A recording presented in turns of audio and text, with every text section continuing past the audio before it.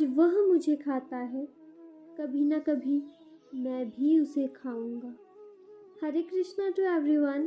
तो आज हम लोग इसी टॉपिक पर बात करेंगे कि मांस खाना एक भयंकर पाप क्यों है। श्रीमद् भागवतम के अनुसार एक क्रूर व्यक्ति ही अपनी जीवा के स्वाद के लिए किसी अन्य जीव की हत्या करके उसे खा सकता है, और श्रीमद् भागवतम के अनुसार ही जो व्यक्ति ऐसा कार्य करता है उसे नरक में ले जाकर गर्म तेल में तला जाता है। क्यों जीव की हत्या करना और उसे फिर खाना मना किया गया है हमारे शास्त्रों में? इसका क्या रीज़न है और इससे क्या होता है फिर अगर हम ऐसा कार्य करते हैं? श्रीमद् भागवतम के अनुसार कलयुग का वास 4 जगहों पर सबसे ज़्यादा है। पहली, जहाँ जुआ खेला जाता है। दूसरी, जहाँ शराब पी जाती है। तीसरी, जहाँ वैश्यवृत्ति होती है। और चौथी, जहाँ पर पशु हत्या होती है।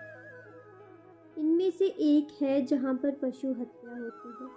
और स्कंद पुराण के अनुसार जो व्यक्ति किसी जानवर की या जीव की हत्या करता है, उस पशु या जानवर के शरीर में जितने बाल होते हैं उतने ही साल उस मनुष्य को नरक में रहना पड़ता है। जिस पशु की वो हत्या करेगा उसके शरीर में जितने बाल होंगे उतने साल उस मनुष्य को जो है अपनी बॉडी से मुक्त होने के पश्चात उसकी आत्मा को जो है वो नरक में उतने ही ईयर्स रहना पड़ता है। इसलिए हमें मांस हत्या नहीं करनी चाहिए।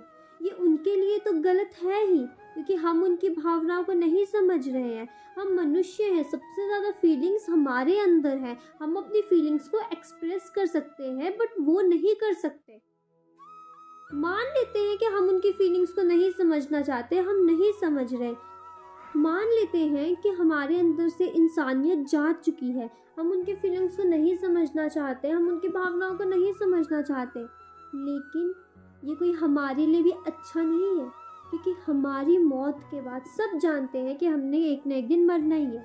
हमारी मौत के बाद हमें उतने साल नरक में काटने पड़ेंगे। स्कंद पुराण के अनुसार अगर कोई व्यक्ति भूखा प्यासा मर भी रहा है तो भी उसे मांस ग्रहण नहीं करना चाहिए। ये सबसे गलत चीज़ है।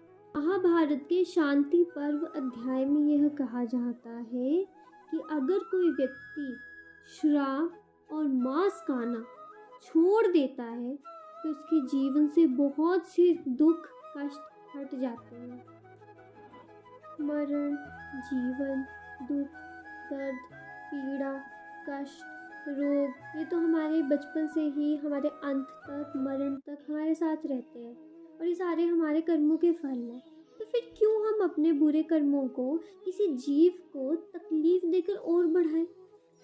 जबकि हमारे पास इतना सब कुछ है खाने के लिए, क्यों हम उस जीव को तंग करें, परेशान करें, उसको मारें, उसको काटें, फिर उसको पकाएं, फिर उसको खाएं? क्यों? हम क्यों करें ऐसा? पहले ही हमारे पाप बहुत है, हम क्यों उन्हें बढ़ाएं?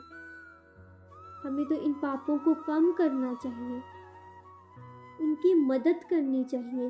वो जीव हैं, वो भी जीते हैं, हमें उनकी हेल्प करनी चाहिए। तभी हम असलियत में एक अच्छी आत्मा कहलाएंगे। भगवान को हमें देखकर प्रसन्नता होगी कि नहीं, मैंने जो बच्चे भेजे थे वो अपना कार्य अच्छे से कर रहे हैं। तो आज की हमारी वीडियो यहीं तक। Hare Krishna Krishna Krishna Hare Hare, Hare Ram Ram Ram Hare Hare. Thanks for watching.